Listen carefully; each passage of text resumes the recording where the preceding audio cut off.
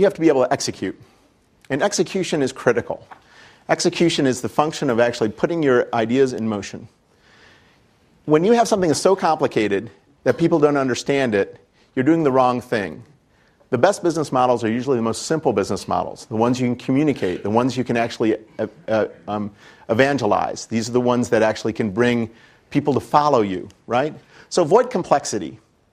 You have a left brain kind of function. I'm this kind of person. I love to get underneath to look underneath the hood. I want to tinker with the engine, right?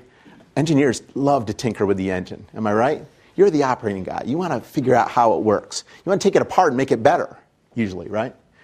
Well, there's another kind of entrepreneur, believe it or not. Most of them are sitting over at the business school right now, right? And I would call them right brain entrepreneurs. These are the people that'll say, Ted, seriously, you're spending all your time trying to figure this thing out, and you're just wasting your time. This isn't worth doing it. You don't do it. Why would you do that? I tend to enjoy this, and I always disdain the term vulture capital because it suggests that money is evil. Money is your tool. You should embrace that concept in order to make your ideas available, right? Make your ideas available. So don't be afraid of money because money is ultimately the tool. I wrote a piece in the Huffington Post, and someone wrote a post responding to it, and they said, money is like manure. You just spread it around, makes things grow faster. Yeah, he has a point. I can understand that. But I want you to just challenge yourself when you look at that, and I find this with engineers a lot. When you look at that glass, how many of you see a glass half empty? You see the potential of it, but you see it half empty. Can you raise your hand? How many of you see it half empty? How many of you see it half full? You're optimistic, right?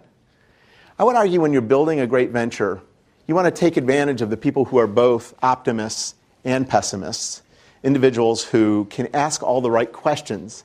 So the people that raise their hands saying, I see it as a glass half empty, they're the ones that are a well of knowledge of what are the barriers you need to overcome to make it successful. If you want a game-changing solution, find that opportunity. So discover that business model will allow you to soar over some of the key challenges, some of the key barriers, and vet that opportunity. Okay, so you bring your business model together, you balance it with your financial model. On top of your business model, your strategy, you attract leadership, the people that you would implement with your business model.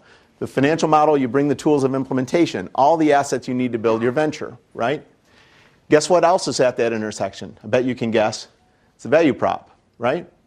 That's a function of execution. These are the things you do after you're in motion, after innovation, the market comes together. So let's try to understand this as a system. It also occurs to me that entrepreneurs don't think, as we've learned from Sarah Sarasvathy, strategically. They're very opportunistic.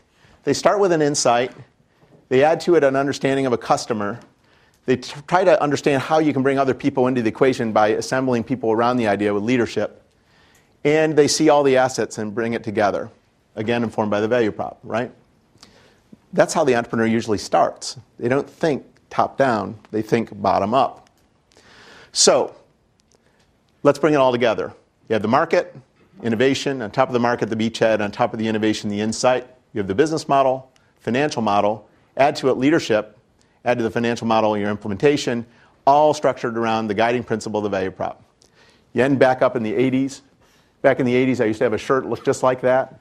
I'm surprised they're not wearing it still today. But that's the way I look at entrepreneurship. In many ways, that this model actually captures many of the ways people approach entrepreneurship. And you have to integrate these elements into your thinking.